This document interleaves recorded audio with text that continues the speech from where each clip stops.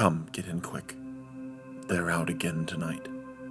I hate to think what they would have done if they had caught you, but you're still one of us, among the living, and that's what counts. Now that you're here, we can open the Insidious agenda once again. Today's chapter is going to cover the lore of the creatures known as vampires, and we'll dive into the story of both the one who popularized vampires, Count Dracula, and the story of the world's most well-known vampire, Petar Blagojevic, a man who became one of their kind and rose after death.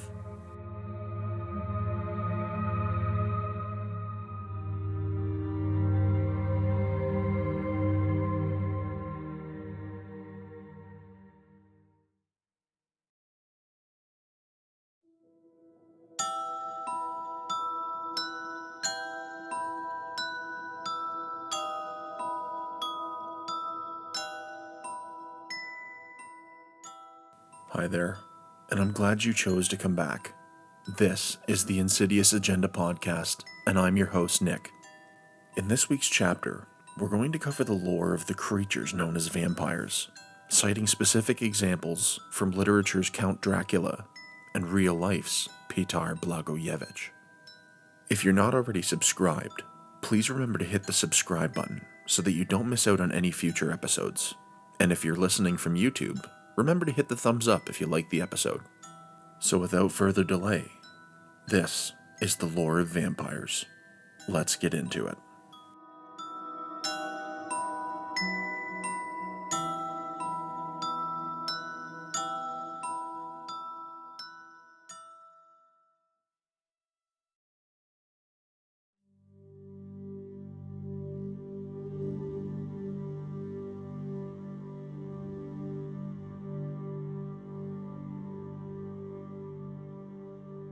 The concept of vampires is something that's permeated folklore, and is something that has even existed, told in fictional stories and reports of real encounters for millennia.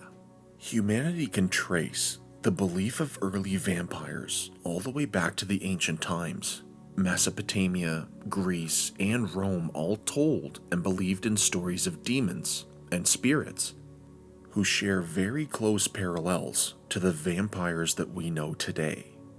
This should go without saying, but for the purposes of this episode, we're going to be discussing the idea of vampires more similar to the Bram Stoker version than the Stephenie Meyer version. In antiquity, the term vampire did not exist. Often, the beings we know as vampires shared most similarities and went with different names. One of the first civilizations to have the concept of a blood-drinking demon was the Persians.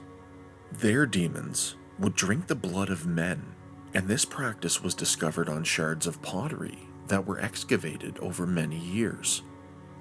In places like Babylon and Assyria, there was the belief in Lilitu, or, as we know her now in the Bible, Lilith.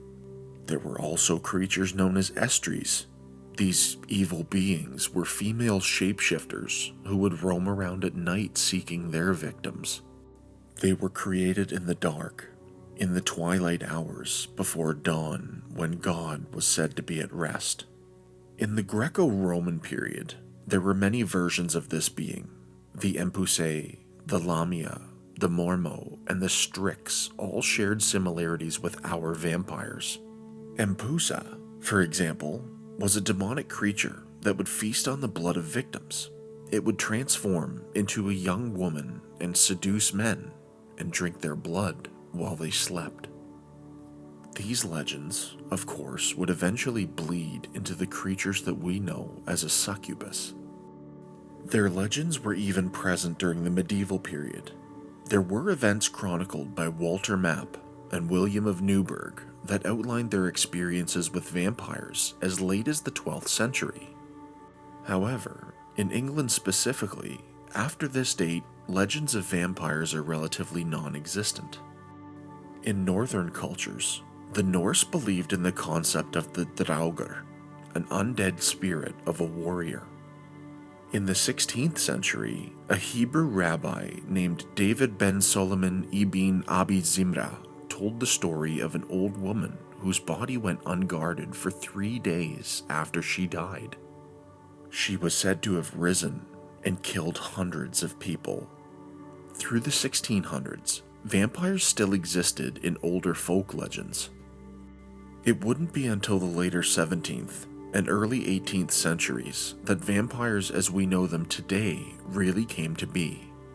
The stories that were known around this time formed the basis for the vampiric legends that would later grow in popularity in countries like England and Germany. There, the popular legends would swell and become very much embellished. One of the more popular early vampire legends came from the year 1672 in the region of Istria, Croatia. There lived a man named Juri Granado Alilovic, who lived in the small village of Kringa. Juri passed away in 1656 due to an unknown illness. 16 years later, Juri had awoken each and every night, leaving his grave to terrorize local villagers. The local priest, Giorgio, was said to have buried Juri after his death and discovered that there were strange knocks that would be rapped on doors around the village. Whomsoever got a knock, death would soon follow within a matter of days. One night, Juri appeared to his widow in her bedroom. After her encounter and subsequent sexual assault, she described him as a smiling corpse, gasping for breath.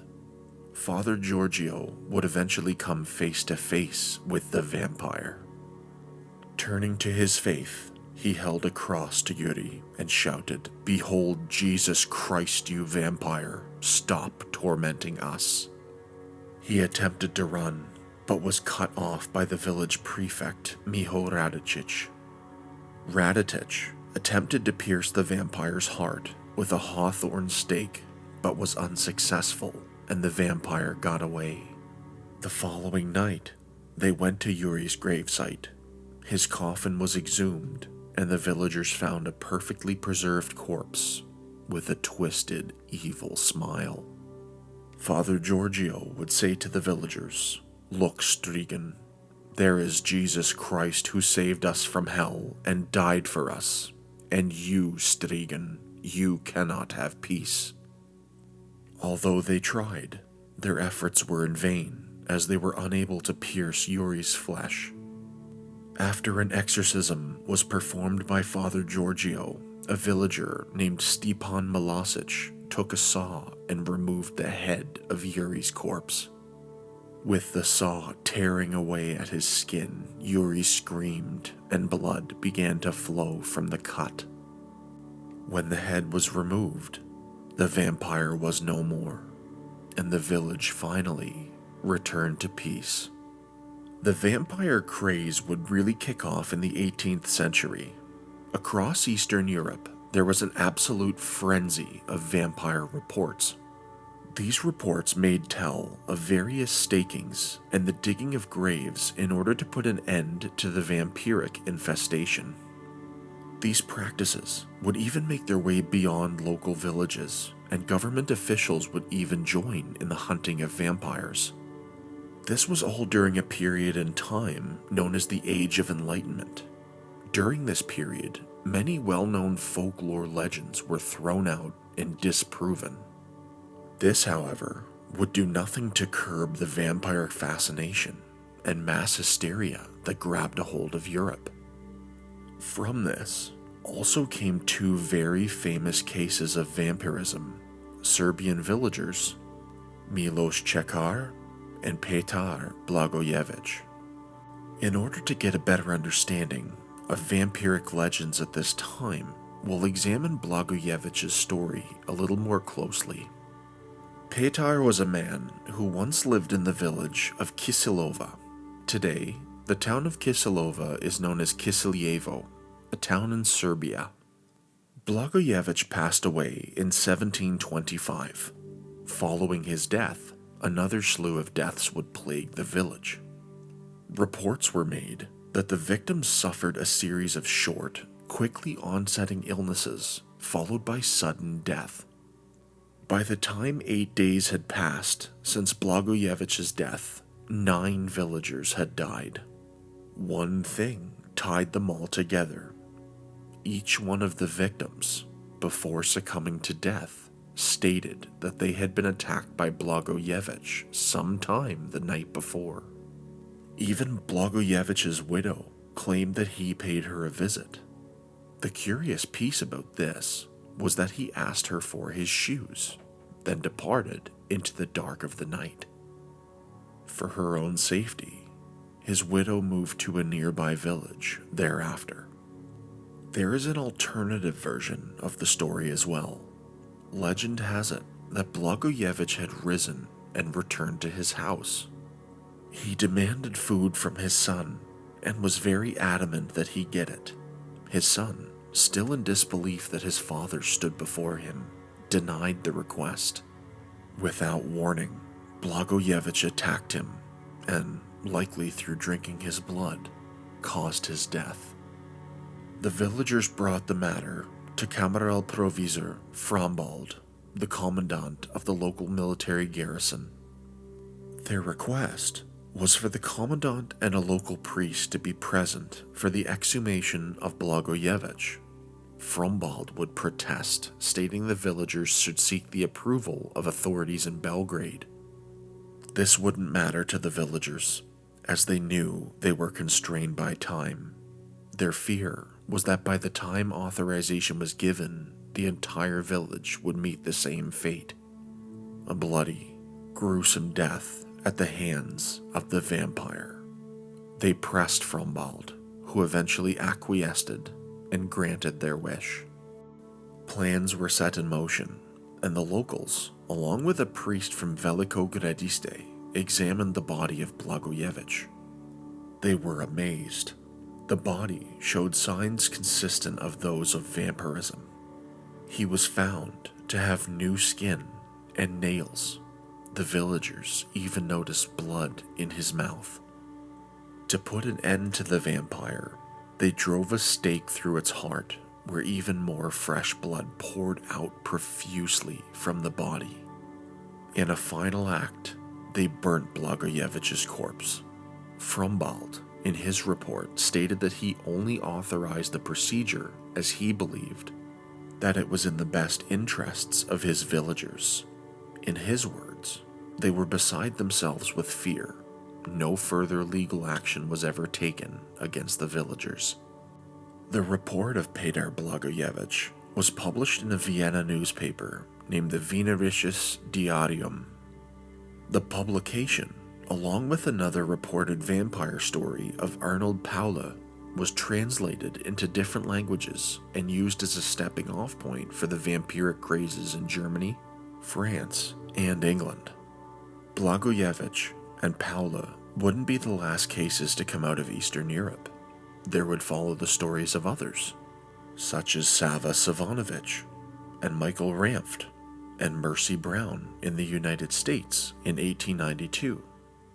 These stories would all help lead to the 1751 Treatise on the Apparitions of Spirits, on Vampires, or Revenants. The treatise was analyzed for its presented evidence of vampirism. Even noted thinkers of the time, like Voltaire, interpreted the treatise as a solid work for the proof of vampires. The vampiric craze would come to an end from the Austrian Empress Maria Theresa. She would send her personal physician, Gerard von Swieten, to look into the stories of vampirism. His conclusion was that vampires did not exist. This would cause the Empress to pass into law the prohibition of exhumation and desecration of corpses. Other European nations would follow her example, but it would not put an end to the future rise in popularity of vampires in popular culture.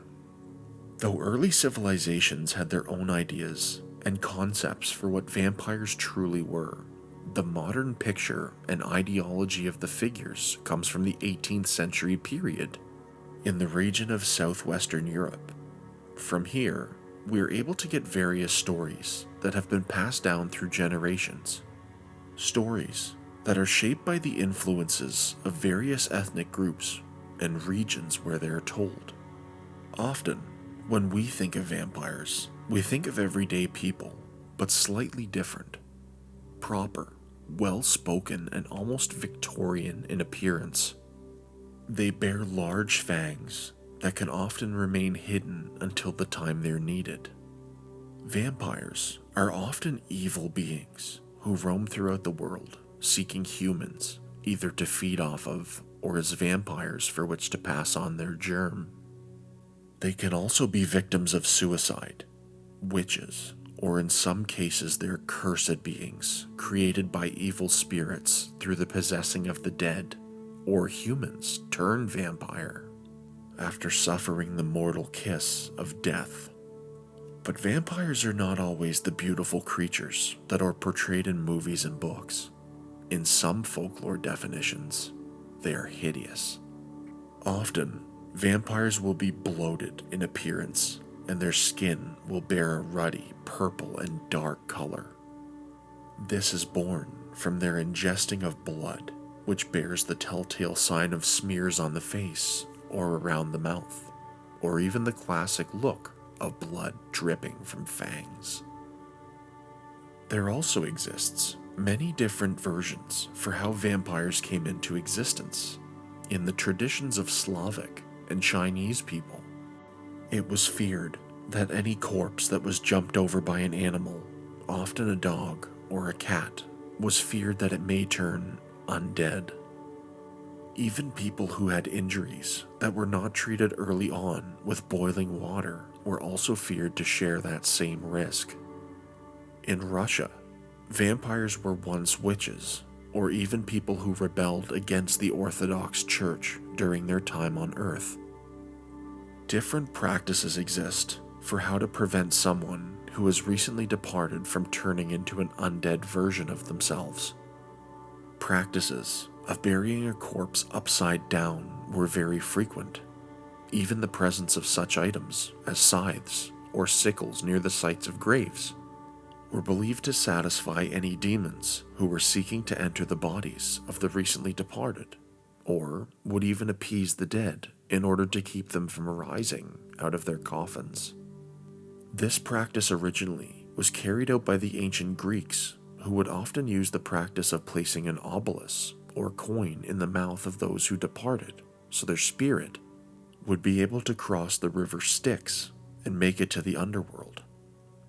Though this was a loose belief, it's more widely known that the obelisk was meant to ward off evil spirits from entering the body, which is also believed to be influenced later in vampire folklore. The practice even spilled thousands of years into the future with respect to the keeping at bay of the Vrikolakas, an undead creature that was prevented by placing a wax cross and a piece of pottery with a corpse before the burial. The pottery always held the phrase, "Jesus Christ conquers." Another practice was the spreading of poppy seeds, millet, or sand, which would keep the vampire busy all night counting the grains. The belief in vampires having erythromania, the OCD practice that people must count everything around them, was even seen in Chinese and Indian legends. Alternatively, in Europe, those people believed you could also cut the tendons on the back of the deceased's knees so they couldn't get up and walk around. With so many stories and legends of vampires existing in different cultures, how did those people identify them? One method for locating the resting place of a vampire was the practice of leading a virgin boy through a graveyard or church on a stallion that was also a virgin. When the pair arrived to a certain grave, the horse would balk. Normally, the horse was required to be black. Also, if holes were noted in the earth over the top of or surrounding a grave, it was taken as a vampiric sign. If a corpse was exhumed, vampires would often appear healthier than expected, and would show no signs of decomposition. Sometimes, vampires would even show the blood of a fresh kill on their faces. Deaths of local livestock, like cows, sheep, and even people, were telling that a vampire was plaguing a village. In order to protect themselves, believers in vampires would often use certain remedies. Over time, these methods of protection would even be noticed in popular culture. One of the most common was garlic, but it had to be of specific varieties. Wild rose and hawthorn were said to have properties that could harm vampires. In Europe, mustard seeds on the roof of a house could also keep them away. Religious artifacts, like crucifixes, rosaries, or holy water, was able to not only keep vampires away, but cause harm to them. Other protections could be physical.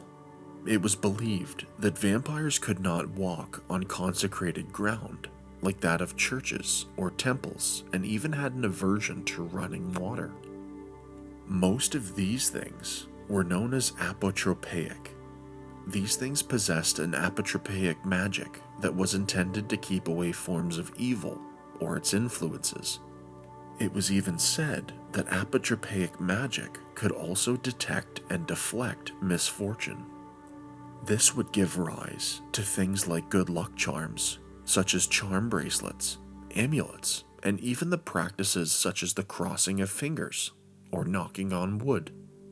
All of these things are versions of apotropaic magic or practice. Though not something traditionally apotropaic, mirrors have also been used in the warding off of vampires. They are most effective when placed outwards on a door. Some legends say that vampires cannot see their reflections or cast shadows. Though this is not seen in all vampiric folklore legends, it was very popular and popularized by Bram Stoker in his book Dracula. Other stories tell that vampires cannot enter a personal residence except by way of invitation. However, this is not a ritual that can be turned on and off, as if permission is offered only once, the vampire may come and go as they choose. Other common traits are that they are averse to sunlight, keeping most of their movements to the night hours and resting during the daylight. There are also many different ways to destroy a vampire outright. The most commonly known is the practice of staking, driving a wooden stake into the heart of a vampire. The preferences for which type of wood to use again varied by location. Ash was preferred by people in Russia and the Baltics, while in Serbia it was hawthorn or oak in Silesia. Another popular wood was aspen, and that was normally recognized as the wood used for the crafting of Christ's cross. Staking was also done in some places when people had recently died. A stake would be driven into the body in certain locations, so that if the vampire came to life and bloated to normal size, the stake would automatically pierce the desired location, eliminating the vampire immediately. This practice was known as anti-vampire burial and was one of the less nauseating practices of the times. Another popular method of anti-vampire burial, especially in Germany, was the practice of decapitation. The head would be removed and placed between the feet. The belief here was that it would encourage a quicker departure of the soul from the body. Other methods included pouring of boiling water over the grave, incineration, shooting, drowning, or the sprinkling of holy water. And of course, what episode about vampires would be complete without the examination of the most famous vampire of all? Bram Stoker's synonymous literary creation and perennial figurehead, Count Dracula. Dracula forms the basis for what we know vampires to be. Stoker's imagination has provided the archetype for all future vampirical literacy. For those who are acquainted with the character, but not the work, we'll start at the beginning. it might seem a little bit outside the scope of the real things we speak of, but it's a good opportunity to look at the character, his history, and attributes that have drawn from what we've already learned about vampires in our history. When we first learn of Count Dracula, we learn that he is centuries old. He was turned previous to the memory of the book and claimed to have been a descendant of Attila the Hun. He lives in Castle Dracula, a dilapidated castle nestled in the Carpathian Mountains in central Romania, an area known as Transylvania. Dracula was one of the first vampires to bear a romantic look. He dressed in suits, took care of his hair, and he was described as handsome and deeply charismatic. In his early years, he was a soldier, a statesman, and was gifted in the practice and study of alchemy. He was capable of learning beyond that of any human. He would study black magic at school in the Carpathian Mountains near the town of Sibiu. Being a military man, he would even lead soldiers across the Danube River to attack the Turks. The idea of his military campaign can be seen in the Voivode Dracula, which was written by William Wilkinson about the person who Dracula inspired. Who was it but one of my own race, who was Voivode, crossed the Danube and beat the Turk on his own ground? This was a Dracula indeed. Woe was it that his own unworthy brother, when he had fallen, sold his people to the Turk and brought the shame of slavery on them. Was it not this Dracula, indeed, who inspired that other of his race, who, in a later age, again and again brought his forces over the great river into Turkeyland? Who, when he was beaten back, came again and again, though he had come alone from the bloody field where his troops were being slaughtered, since he knew that he alone could ultimately triumph. It was noted by Dracula's nemesis, Abraham von Helsing, that he was no common man. He was clever and the most cunning on the battlefield. It was unknown when, but Dracula was killed on the battlefield. He was buried in a great tomb built just for him in the chapel within Castle Dracula. The only problem was, he didn't stay dead. Dracula arose as a vampire and ruled from his castle for centuries, with his 3 terrifyingly beautiful brides. The story of Dracula begins when he decides to move from Transylvania to London. He summons a man named Jonathan Harker, a solicitor whose company Dracula hired to oversee and support a real estate transaction. The two enjoy each other's company, with Harker taking a liking to the charms of Dracula and amazement at his knowledge of history. At some point, Harker wanders Dracula's castle and comes face to face with the brides of Dracula. Dracula intervenes and saves Jonathan, disciplining one of his wives in the process.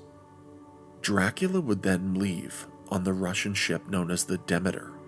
His cargo, 50 boxes of Transylvanian soil.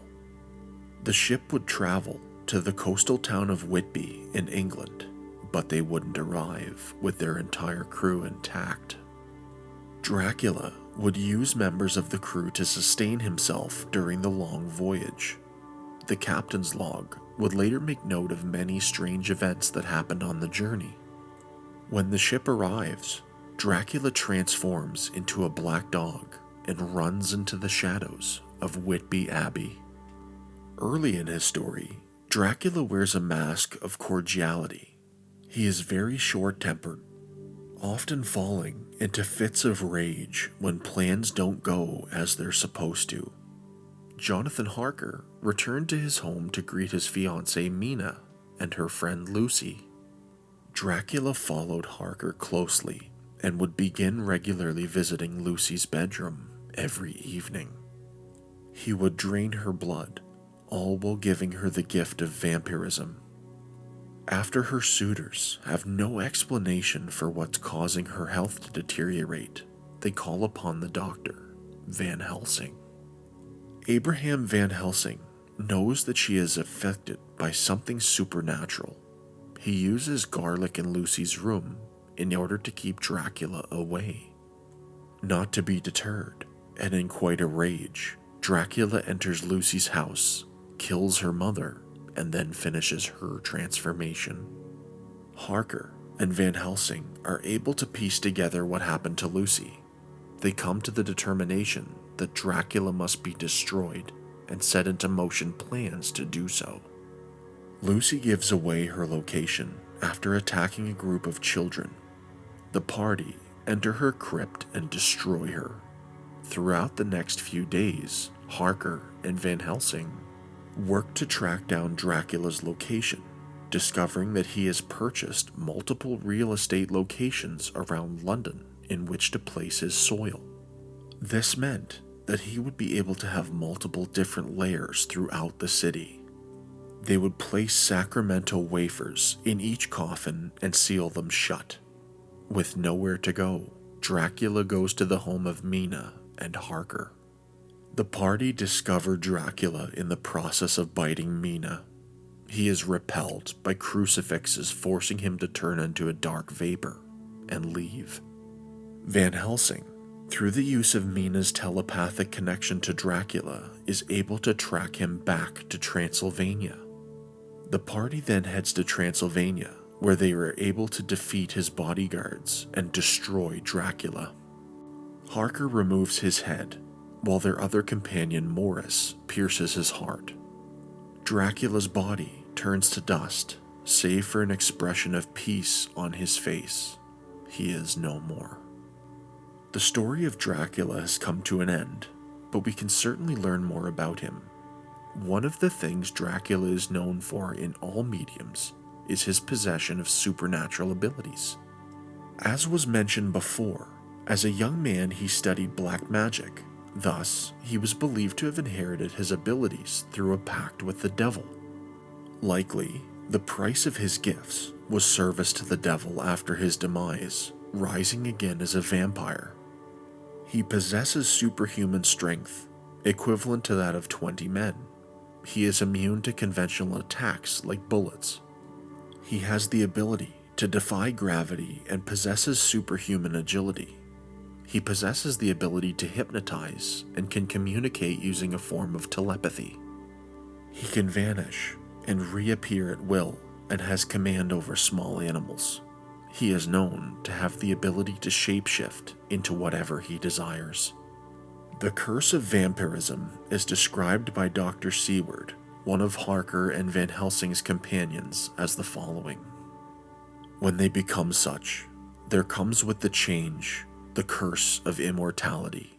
They cannot die, but must go on age after age, adding new victims and multiplying the evils of the world. For all that die from the preying of the undead become themselves undead and prey on their kind. And so the circle goes on, ever widening, like the ripples from a stone thrown in the water. Friend Arthur, if you had met that kiss which you know of before poor Lucy died, or again last night when you opened your arms to her, you would, in time, when you had died, have become Nosferatu, or as they call it in Eastern Europe, and would, for all time, make more of these undeads that so have filled us with horror. Even the vampiric ritual, the drinking of blood, and what it truly symbolizes is recounted by Dracula himself. You, their best beloved one, are now to me flesh of my flesh, blood of my blood, kin of my kin, my bountiful winepress for a while, and shall be later my companion and my helper. You shall be avenged in turn, for not one of them but shall minister your needs. But as yet, You are to be punished for what you have done. You have aided in thwarting me. Now you shall come to my call. When my brain says come to you, you shall cross land or sea to do my bidding. Even though it seems Dracula is untouchable, his powers have and respect certain limits, the chiefest of which is the reduction of his abilities during daylight. He is proven to not only possess the ability to shapeshift at dawn, noon, and night.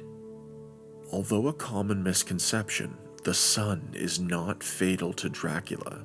It doesn't burn him, but only helps diminish his gifts. As Jonathan and Mina Harker put it, the sun that rose on our sorrow this morning guards us in its course. Until it sets tonight, that monster must retain whatever form he now has. He is confined within the limitations of his earthly envelope. He cannot melt into thin air, nor disappear through cracks or chinks or crannies. If he goes through a doorway, he must open the door like a mortal. His power ceases, as does that of all evil things, at the coming of the day. Only at certain times can he have limited freedom. If he be not at the place whither he is bound, he can only change himself at noon or exact sunrise or sunset. He also bears witnesses to bloodlust, religious symbols, and artifacts, and is truly reined in by the death sleep. The idea that vampires must sleep open-eyed during the daytime and are unable to awaken or even move. So this was the character description and the story of Dracula. It can be easily seen how his character and goings-on were influenced by the stories of vampirism in history. But the character wouldn't escape without being tied to a real person in history. It was believed his character was influenced by Transylvanian-born Wallachian ruler Vlad III Dracula, better known to history as Vlad the Impaler.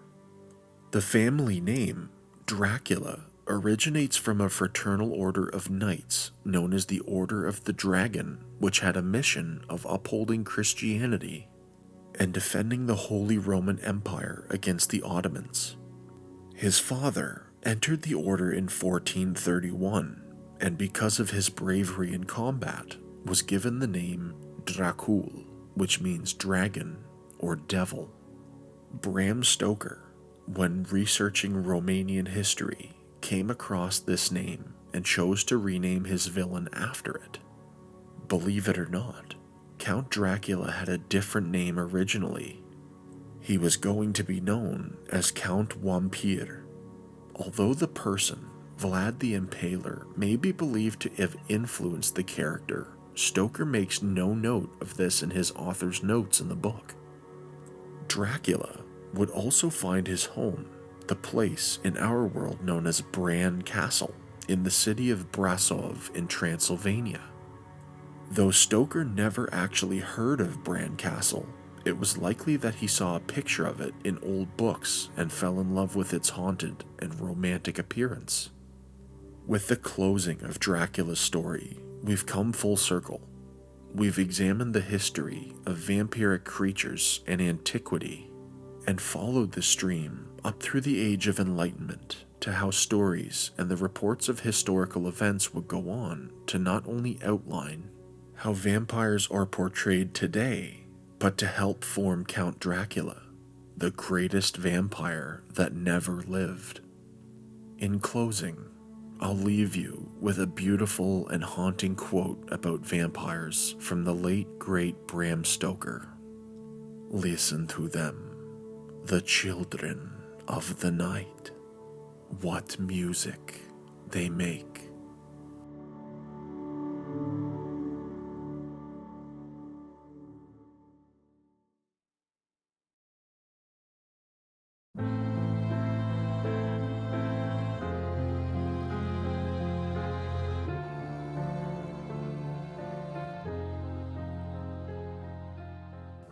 Now we come to the end of this week's story. I hope you enjoyed today's episode and the telling of Count Dracula, Petar Blagojevic, and the lore of vampires. Before you go, remember to hit the subscribe button so you can find your way back next week. For next week, we're going to tell the long-anticipated story of the Dyatlov Pass incident. The story will also bring the return of voice actress Cassie Baxter, who we previously saw in Chapter 2 playing Esther Cox. New episodes are released every Tuesday at 5 a.m. Eastern Standard Time. But for now, it's time to close the cover of the Insidious agenda. I'll see you again next week, and thank you for coming back.